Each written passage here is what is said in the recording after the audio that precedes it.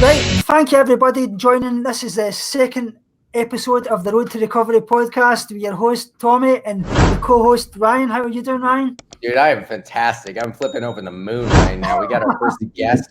Dude, you don't even know who this guy is. Highest profile guy we've ever had on the show. Mike, come on down. Holy God. Mike. All right. How's it feel, Mike, to be the highest profile guest we have ever had on the podcast? And that's not just saying you're the first guest we've had, but yeah, how does that feel? It feels good, man.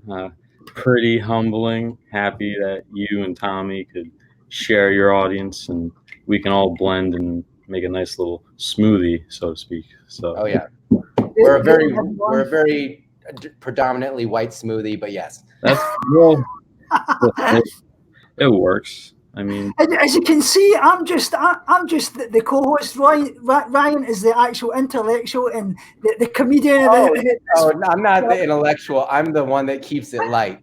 You have the certifications. Yeah.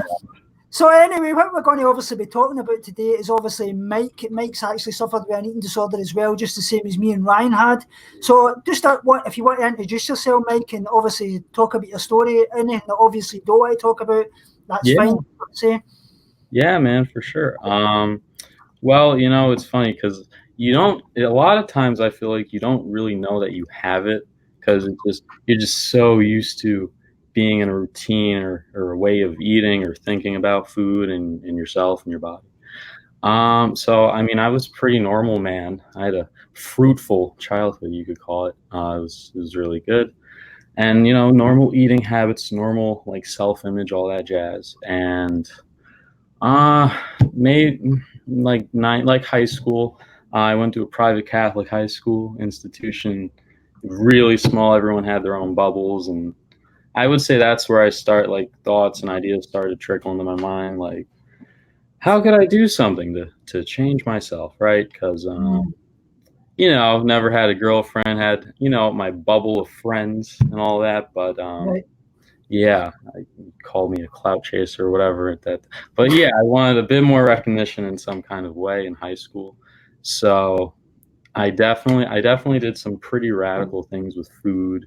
Not even my training was fine. It was just like my food habits, man, because like I would just be in this cycle of being in a calorie deficit for like 6 days, and unintentionally, but like without control, I would like overeat like whatever it was 7th, 10th day. And you know, and every week I was like, I'm gonna stick to the calorie deficit for a longer time, like every week. And because of that, I was training like physically all throughout the year. So obviously, if I ate more, I would have actually gained weight and muscle. But I kind of really didn't. And if I did, it would have been a lot slower relative if I fucking ate more. You know? Can I curse? Is that absolutely cuss away? It's really funny you mention that because our story is like exactly the same. Like mine and your mindset and where you're at and what you're trying to achieve was my exact anorexia story. The exact same thing. Trying to build muscle, wasn't intentionally trying to lose weight, went in a huge deficit, and then next thing you know, you're 88 pounds and you look like shit. Yeah, man. I was probably like, well, I'm 5'10" now, and I didn't really grow after. I was like 5'8" in freshman year. I was probably like 140 pounds, like lean cuisine, right? But I mean, I couldn't get my dick up if I wanted to, and if I did, in the actual fellatio time, it would be hard to keep it. And I think that's a very genetic thing. You know, you like people like Kino Body, if you've heard of him, like he's really low body fats, but I feel like if he was 13%, he would have a hypothetically better heart on. You know, I'm not a doctor or anything, but that's my speculation. So, obviously, you're talking about exercise. Do you think there was anything that kind of triggered you to obviously go down that road? Because obviously we know that there's a lot of kind of genetic predisposition, and obviously something in your life triggers it. Was there anything that you can touch upon that obviously started you off going down that road? Well, I would say it was more social than anything, just like my peers around me and wanting to, you know, be of some kind of stature. Because, I mean, the sad reality is if you look X or Y way, I mean, people will look at you differently, listen to you differently. But I mean, Yeah, it's unfortunately it's the truth. yeah. But I mean, I feel like a lot of people grow out of that anyways. But I mean, you don't know that at the time because you're like 14 trying to have like veins up your abs. It's like, Yeah. it's ridiculous. Yeah, man, it wasn't. I like. I'm stuttering like a fucking chief.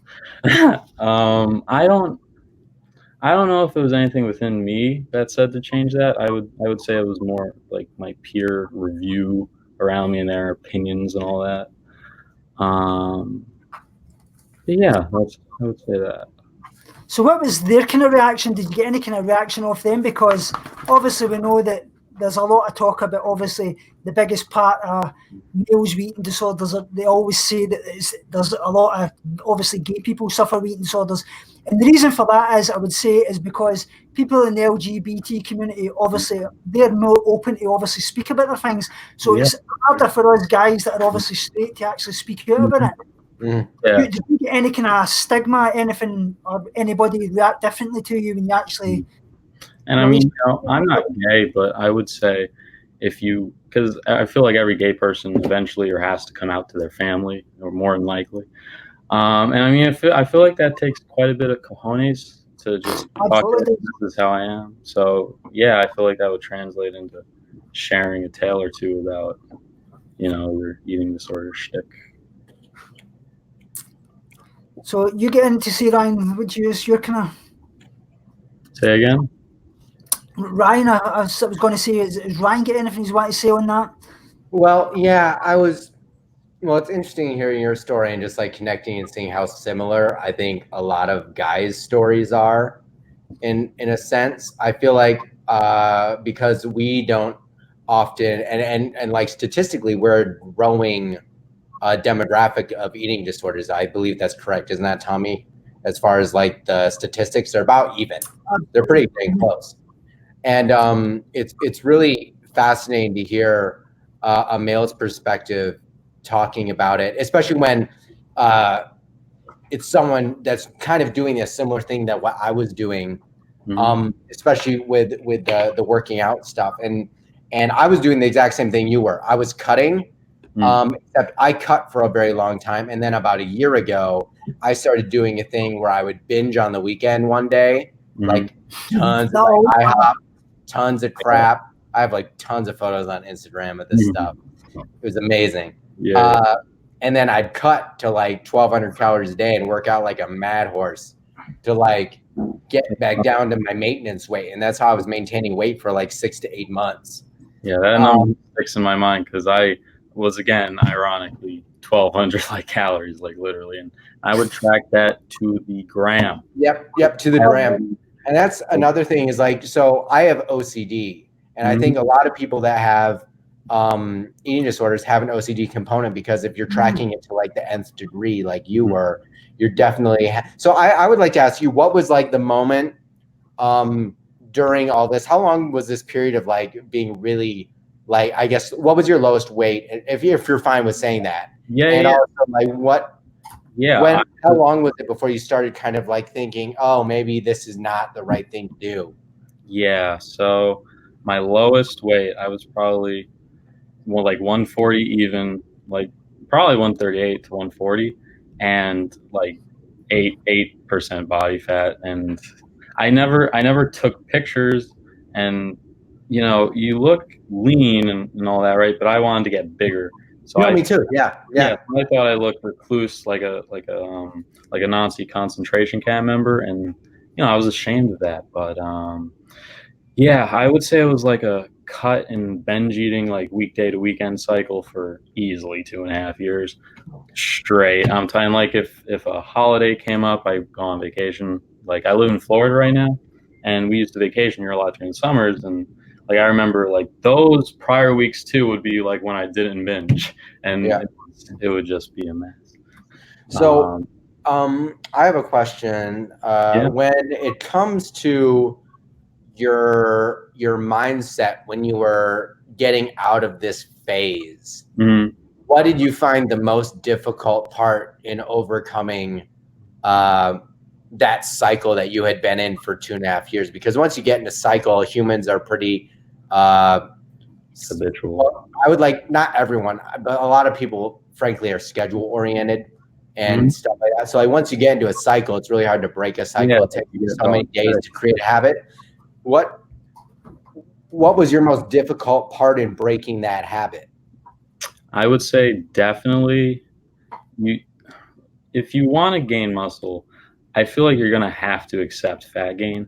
And that was you know, you can minimize it all you want, but it will happen.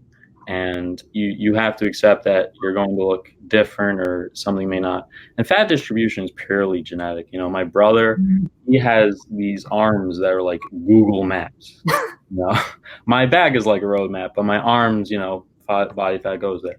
Additionally, if I get to a certain body fat, it tends to go to my face quite a bit. And that is something I was extremely insecure about because like you gotta understand, during that cut time, when you're on 1,200 calories, I mean, shit can change quickly. Not ideal, but it'll be quick. And like the night and day that my face can go, being like 8%. No, you're totally right. And I've actually, this is something that I'll be honest with, I've been struggling with recently. So I'm currently still in recovery. I'm 5'8". I got up to about 120 and then I got stuck there for like a couple years. And I'm like 127 now. And I've noticed since my 120 to my 127, my face has gotten fatter and it drives me freaking nuts. Like I see myself filming an audition tape and I look at him like, who's that fat fuck? Like that's what I think. And it drives me nuts, but I keep eating. Yeah. So that's the only way I can win is by continuing to do what I'm doing. Yeah. And so unfortunately, like, do you still have these? I find that there's always going to be this part of you in your blood because it's in your brain. Like you genetically have these predispositions to thinking this way. It was probably meant to be. Do you like? How do you manage now having those thoughts still? I mean, just comparing. Like if I said this, hey, you fat fuck. What does that make you? Well, I'm sorry. No, man. I've seen a lot of fat fucks in my day. I can differentiate the difference, you know, between one fat fuck to another relative fat fuck. I don't think I'm too fat right now, but someone said, I mean, I'd be like, kind of, sort of, so. You know, so continue. But you know, not to entertain it. Obviously, if it's just someone like you said that just said that, you know, probably say a sentence of some amount of wit and stroll on off. You know. You've always got to realise about that says more about the person that's saying it than the person that's actually, because you know, that everybody's interpretation is different. Yeah. Well, I suppose what I was meaning is like when you look at yourself in the mirror and you feel those feelings of like, oh man, I'm getting. How do you manage that? Yeah, I'm a lot like you in the sense that I don't accept myself even if like everything was as objectively lean as possible. I'm kind of like you. I'm like, oh shit, here we go, you know. But I'm accepting it because I'm aware that I won't progress in what I want. And what I want is to gain strength, gain muscle, and you know, just feel better, be more athletic. Better sex. Better sex. Yeah, I'm down for that. Yeah. I'm working with Jason Blaha right now. I have a feeling you guys are familiar. And I need to hit him up. I'm the lack. I'm the laggy in this one. So obviously talking about that, what are you kind of doing with Jason Blaha, obviously to move you forward, and have you got any set kind of diet you follow? Because I think when people hear what you're actually doing for your diet, they'll be quite shocked actually, but it's working really well for you. Yeah, most definitely. So I started with Jason in probably July, and there was never a set like food or a particular thing that we would try and eat every day. I mean, the biggest thing for me was, and my appetite is piss poor because in college I smoked a whole lot of weed, and on top of that, nicotine, right? I do the Juul. And weed gets expensive, and you got to take your breaks from it. You just have to, or you won't function. And it's ironic because weed will certainly stimulate your appetite. When it's not there, your appetite's nowhere. So it's basically a double-edged sword. Additionally, I was smoking plenty of nicotine, which is an appetite like depressant, basically. So all of that, and basically the goal was like 3,000 to 3,500 calories in the beginning, right? And anything, man, like there was a cafeteria literally a block or a half a block from where I dormed at, and I would get everything. I would get like roast beef sandwiches pretty much every day. I would get little things of milk, honey buns. Oh my gosh, honey buns. Don't even get me started on honey buns. Like chips, Doritos, everything. But I mean, in the back of my mind, I was kind of keeping an eye on my fat grams. And like when you're a caloric surplus and your fat grams are that much exceeded, you will gain more fat. You will. It'll be stored a lot more easier than carbs would.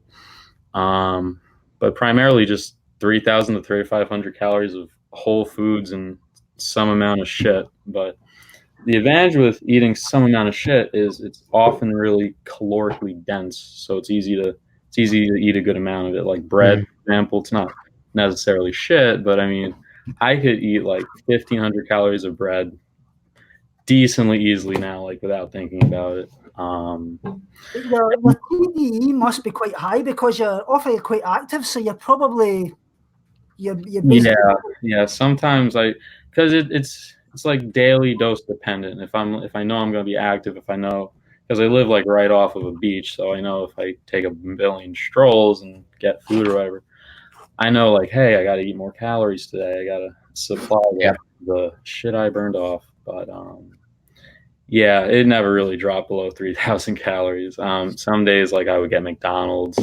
I got my dad on this like McDonald's fix because we would always drive there. But yeah. So you mentioned earlier, diet and weird diets. Now, do you, and we wanted to dispel myths and stuff.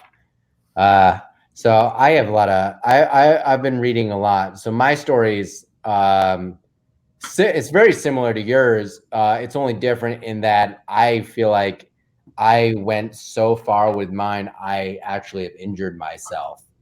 That can happen. Yeah. So like I have like nerve damage. But I wanted to, so yeah. So I wanted, I guess for people out there that, especially guys that are going through a similar state of mind like you were and I was, and even you, Tommy, like what would you say is like a trigger sign that someone that may be watching this really needs to watch out for? Yeah. When they're going down that road and they're like, oh, I'm in this cut mode. Because my thing was I got into the cut. I got so addicted to the cut that, and I never started looking the way I wanted to, that I was like, and then I got afraid to eat again because I was like, I'm just going to put on fat because I've killed my metabolism eating in a cut. Yeah. So that was my fear. So what would you just say to someone that's like maybe doing the same things that you were doing and I was doing, and what would you say to get out of that? Yeah, so Jason made a video a million moons back because he does the Q&As weekly about fitness and all that.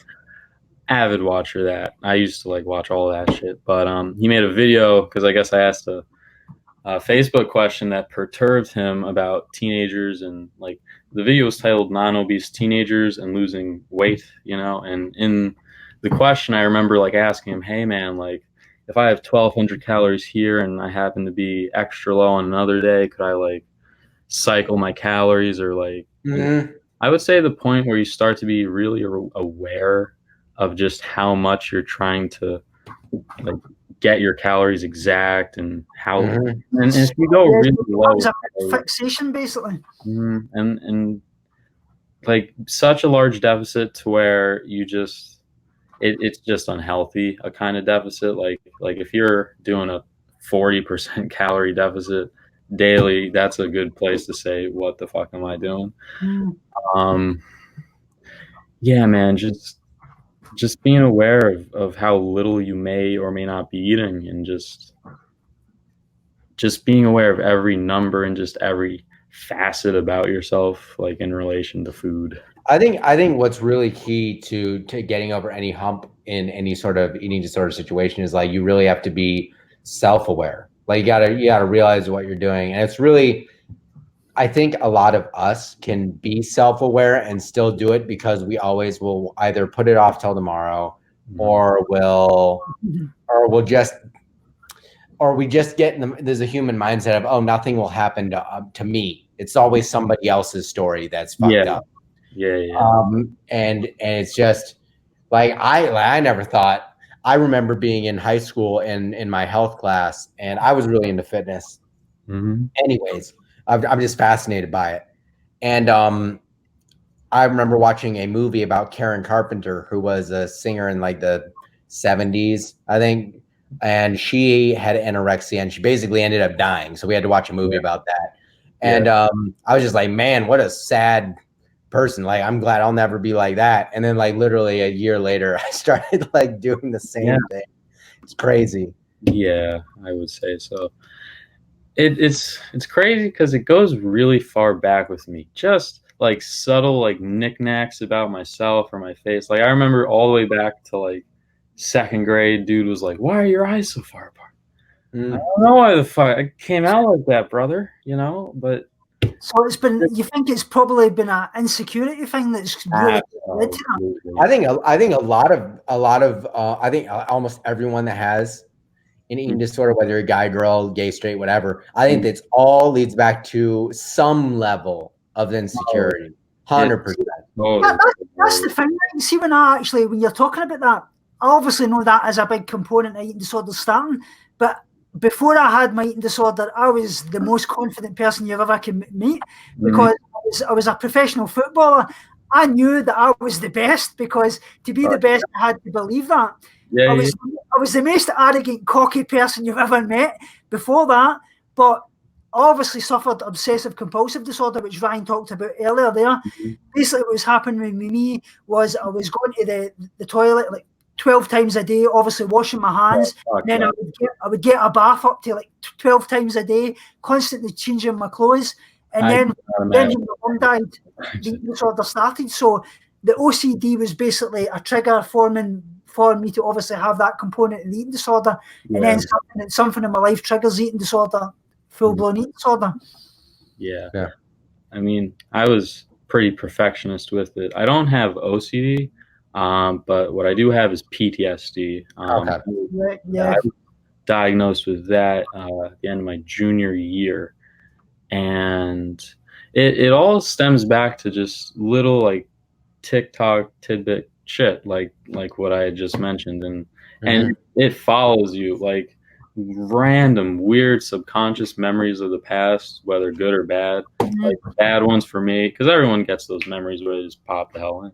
The bad ones kind of stick more with me, I would say, than others. And like if I'm talking to this girl right now, like if we go out or wherever, I see a group of people, and like particularly people like my and Ryan's age, you know, Tommy, you're a little past the realm.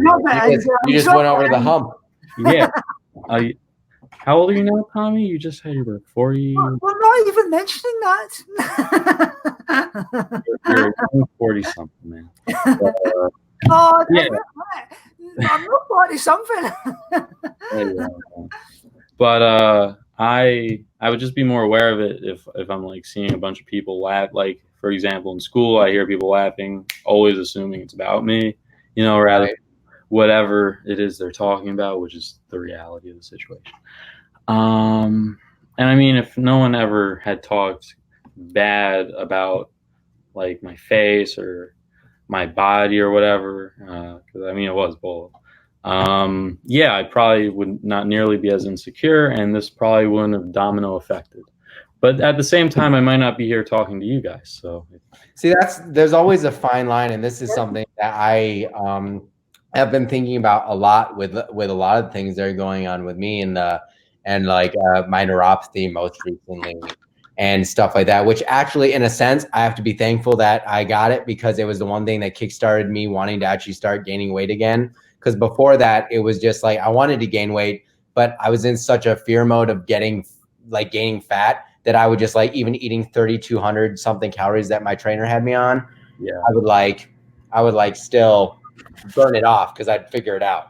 I'd figure out how to burn it off in a day, and it wasn't too difficult, and I did that for many months. But there's always a fine line and kind of a blessing in it, because it gives you like the ability to now share your story and maybe have an impact on somebody else. And if it didn't, well, oh well, at least it's therapeutic for yourself. If someone can relate in some kind of way to me on here, I mean, if like one person did, like, I would be so happy. I mean, I would like, because that's fulfilling for me to be possible to be able to do that. I really think you should obviously start a YouTube channel and things like that. I think you've got a lot to share, and you can obviously, a lot of people I do think can relate to you, and you are a success story. Like I say, whether you believe that or not, you really, really are. And more guys obviously need to speak about it. That's really, really important, because I mean, if I could gain some kind of following and talk to people on the daily basis, baby, please, that Louis Marco line, that would be really awesome. You know, I am in school right now, and anatomy is fucking hard, and I am studying like at least 3 hours every day. But yeah, I really need to. I feel like I do, because I would want to, you know, show my own eating, vlog my shit, you know, just workout clips for certain, you know. But see, that's exactly how I felt like earlier this year, because I've been doing, me and you, Tommy, have been doing YouTube for like what, 3-4 years? 4 like years. since we met, like spent like 3-4 years.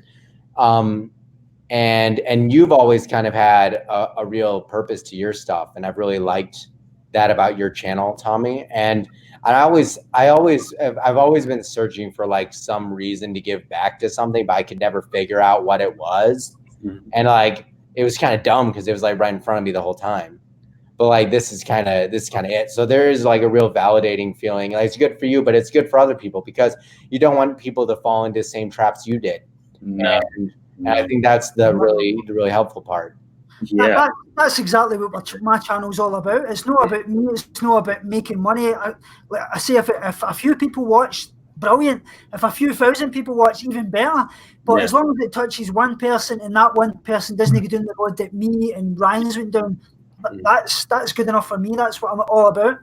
Yeah. I saw this one YouTube video where this little kid was like, "All right, guys, this is so and so, and we hit the 1 like mark. We did it." Yeah, guys. I forget his freaking channel's name, and then he blew up after that, and he got like a hell of a lot of subscribers. Yeah, I think I know what you're talking about. There was somebody similar that did like a 0 subscriber special, and then that video has like millions of views now or something. It's crazy. Jesus Christ. YouTube's a crazy place, man. The internet is madly crazy. Yeah, so you're training now. You're moving forward. That is awesome. I am jealous of both of you suckers. Like, working out at the gym, like pushing weight. I'm like here doing my body weight exercise, like hitting the sauna, taking it easy, which is hard. So did you find? I guess the hardest part for me is taking the step back and reflecting and really focusing on recovery. Because like, I'm trying right now. I used to go to the gym 7 days a week, no rest days, hour and a half to 2 hours. And then I would walk like don't even get me, Tommy. Okay, I get it. But I used to go. Everything was. It was almost like continuous HIIT training for an hour and a half every day. I like did not stop. I would track my heart rate. I was keeping it high on everything. I was doing a push-pull leg split 6 times a week, and then on the other day I did like a forearm thing and a bunch of crap. Yeah.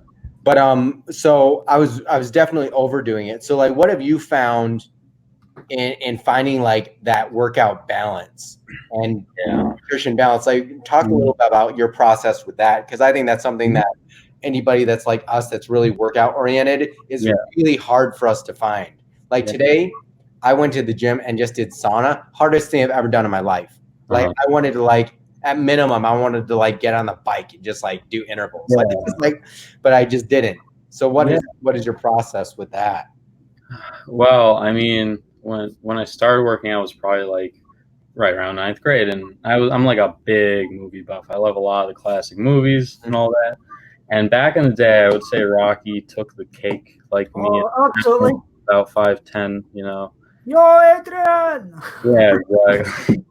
And you know, you just saw him busting his ass right in the training clips and scenes, and you think, well, hey, that's what I have to do, and you add so many sets, and it takes hours and hours of your day each day for 6 days a week. It gets tedious, but another part of it is you want to be done faster, so that's why you think you need to go so crazy those many days.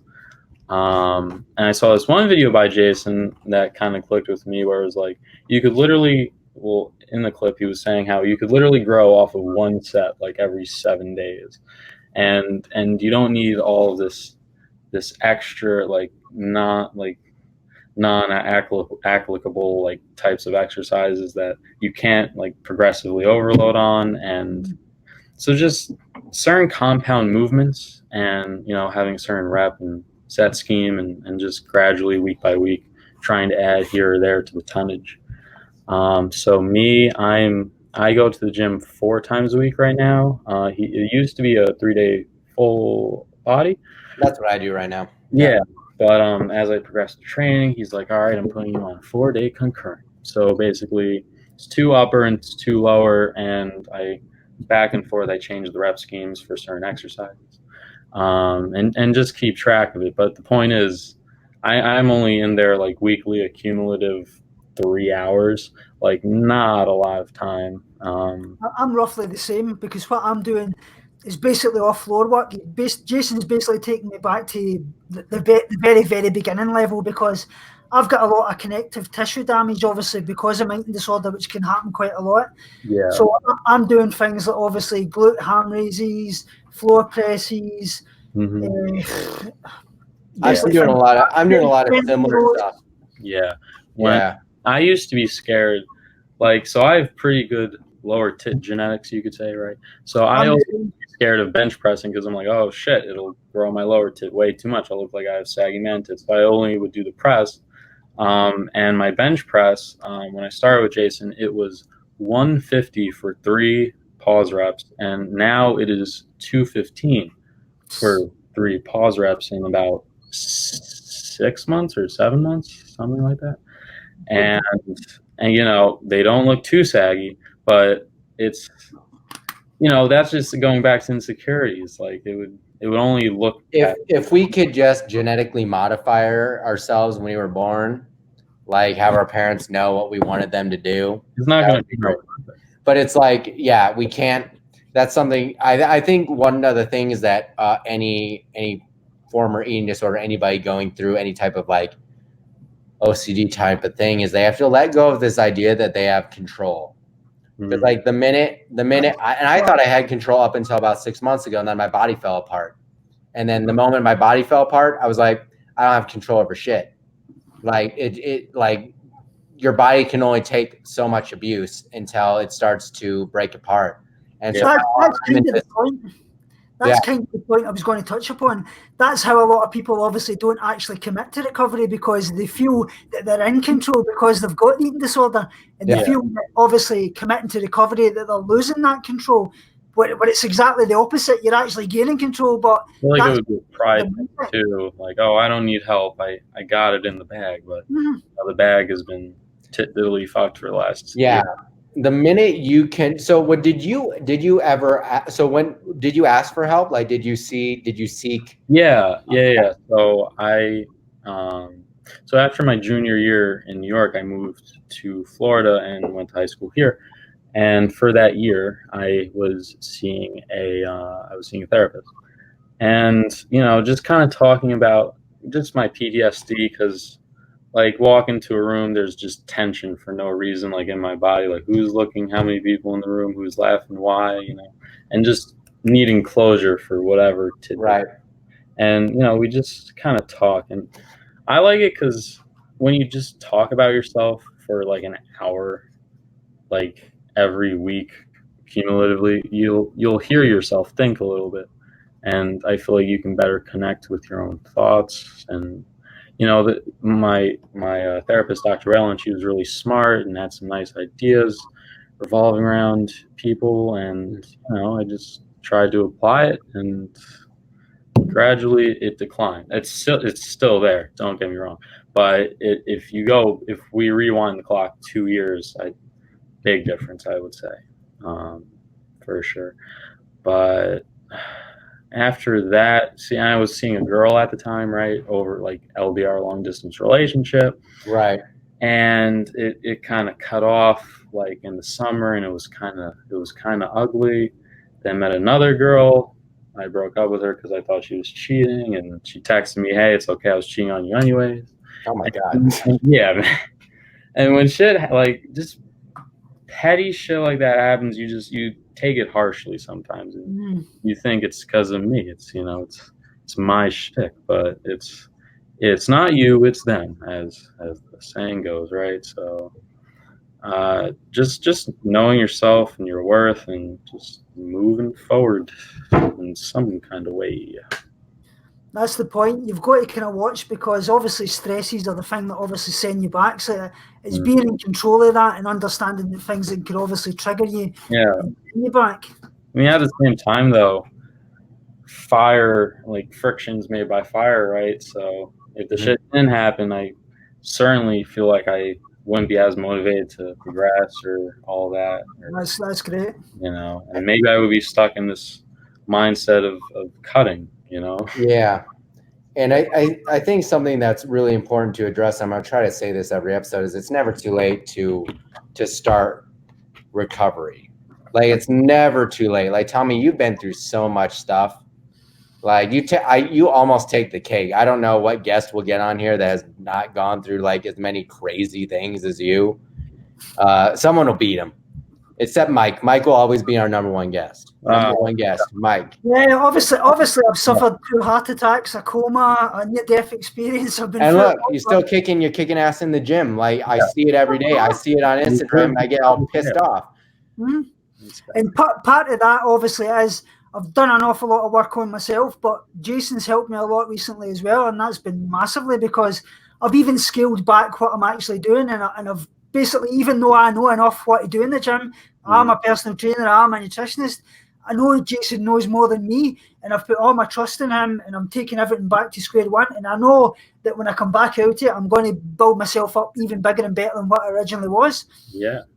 Yeah, and I think that's a hard part for any of us, is putting our trust in not only somebody else to help us, which is a key, but it's putting trust back in ourselves, because and at this point, the reason I'm seeking help and the reason I work with a nutritionist and a personal trainer and all that stuff, and I asked Tommy for advice, is because I do not want to fall back into the things that I would say were the right thing to do. I want to double check these things, because I've made so many mistakes with myself, just trusting myself or going, and it's not even trusting myself. I'm trusting my anorexic mindset. And that's what people need to understand, is like, when you're making a decision, you have to say, okay, am I making the best decision for myself? Or is this a decision that my body dysmorphic mindset is trying to make for me? And so it's like a little game that we constantly play with this fucking asshole in our head. And like, very accurate. Mine's very funny sometimes, but you're a dick. A bit of a cunt. Yeah. That's a good topic to actually talk about. If you can actually discuss this, Mike, if you want to. Is obviously the eating disorder voice, because a lot of people obviously talk about this to say, what is the eating disorder voice? Can you actually talk about that? Because a lot of people relate it to something similar to schizophrenia, but to me, the way I put it is, a schizophrenic voice is an external voice, where an eating disorder voice is your internal voice. Yeah. It's like for me, it's like a disassociation. Like I'm in control, and I know I'm in control of all my mannerisms and all that, but I almost feel like there's a person controlling it sometimes. And it becomes holy hell, like stemming back to like 10th grade, when I was still in the cycle, Florida vacation, go out to a nice restaurant, this bougie ass restaurant that's not McDonald's, so you can't look up the quarter pounder, so you don't know the exact everything that you're getting. That would fuck with me a whole lot. Particularly, that's a big thing. And I was really bad at like eyeballing things, and I'm like I know what every calorie is for everything now. It's just like a side effect from tracking it constantly. Well, I was exactly the same back then. I can tell you absolutely everything, but I've never counted calories in a while.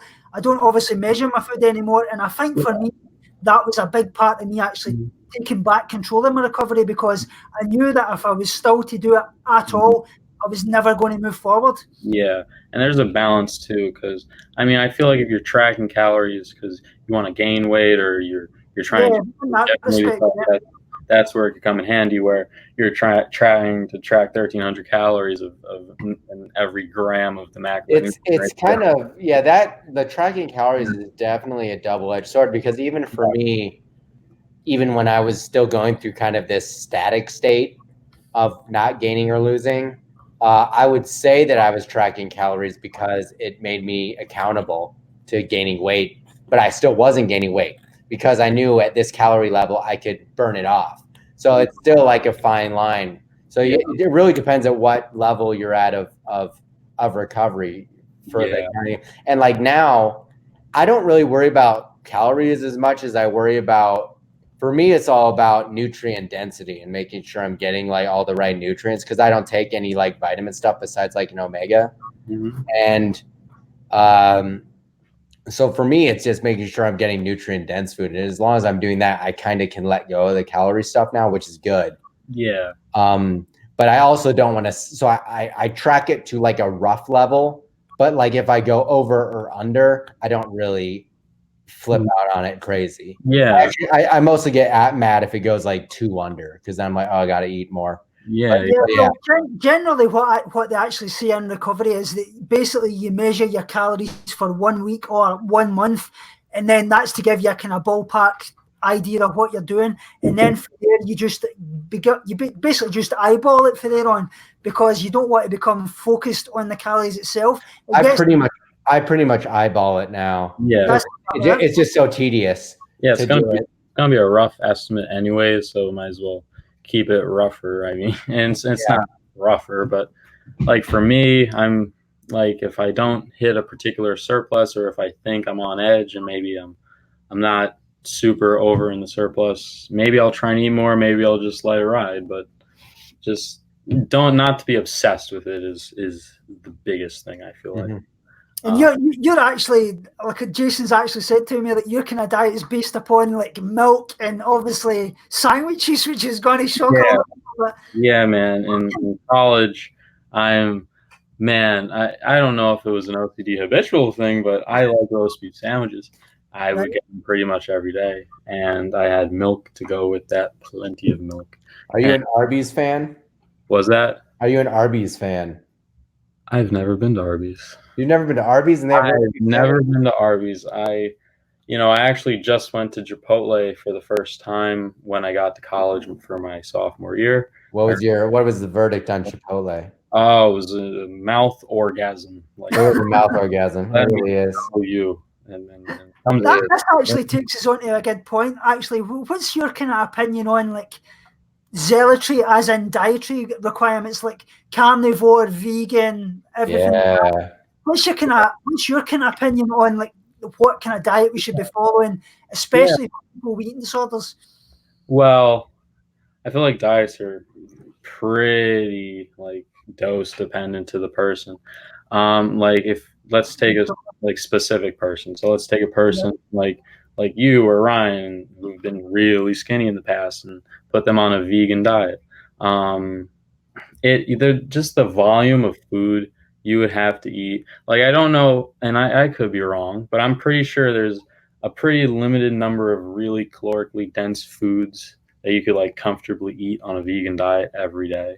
And avocado, hummus, nuts, but the problem is you add in there is things like phytates, oxalates, and things like that, which obviously bind to the vitamins, and the fiber and things like that get into the vitamins, and you're actually losing quite a lot. Obviously, if you're taking in protein as well, really, realistically, with protein, you're losing, obviously, with the thermic effect of food, you lose 30% of your protein right away. And if you consider that vegan protein is even less bioavailable than your regular protein, like obviously animal products, it's going to make it a lot harder. Yeah. This is so this is interesting. So this is my approach now that I think about it more, is I'm focusing on just a more of like a Paleolithic type diet. So thinking about like what the people of my ancestry would have eaten. So like a lot of whole food stuff. Like today I'll get pizza or whatever, but that's because I'm going out. Like I don't have, well, that used to freak me out. Like going out and not having a plan freaked the shit out of me. So I try to make myself do that like weekly anyways, but I can also get in a cycle of binge eating again. So I'm trying to like manage that. But like that's why I do it. Have you heard of the carnivore diet? I'm sure you have. Yeah, the carnivore diet. So it's funny because I know a couple people on it, so I want to know what you think of it. Yeah, well, I'm not super endowed in it, but like I've seen certain YouTubers that the carnivore diet, like Frankie something, I think. Yeah, just a lot of freaking meat. Listen, I'm not super well aware of research regarding heart disease and meat, but I'm pretty sure that research is in the context of people that eat pounds and pounds and pounds and pounds of it every day. I enjoy meat. I like poultry. I like meat, but I try not to have a super high amount of meat because, well, my dad has prostate cancer, and he drinks a lot of milk. And the one con about milk is it does give you a more of a likelihood for prostate cancer because of the IGF-1. So that has been kind of debunked quite a lot. There's not a great lot of data out there actually to say that that's actually the truth. Yeah. Well, it goes back studies and things like that, and through my nutrition course, and I think honestly it goes back to a little bit of your genetic profile and what you're prone to. And like for me, I had my genetics analyzed just because I was curious, and like I may have a higher incidence of colon cancer if I eat a lot of processed meats. Yeah. But I don't eat processed meats anyways. So like bologna or any of that crap, I don't really eat it anyways. So I'm not worried about it. So it kind of everyone's different. Like I know people that fucking chain smoke forever and like don't get cancer and they just die. Like it's really funky. And like Ozzy Osbourne, that dude should be dead. But like you said, Ryan, I do believe that that's actually the way we should be following it, is our ancestral diet, because people here in Scotland, things like that, we're basically on soups, fish, meat, poultry, game, things like that. And there's quite a lot of evidence, though there's a lot of things out there, there's a lot of arguments about it, but that you should be following what your blood type is for your diet. I'm type O negative, or O positive, sorry. And basically for that, they say that you should follow like quite a meat-heavy diet. I don't, but there is a lot of people out there that do kind of believe that. Yeah. I've got to kind of look into it and see what the actual facts are at. But whatever works for you, that's the key. I mean, honestly, I try, like, I love my milk. I get plenty of it on the daily, but I mean, if I don't get it, I'll find a way to get my calories in.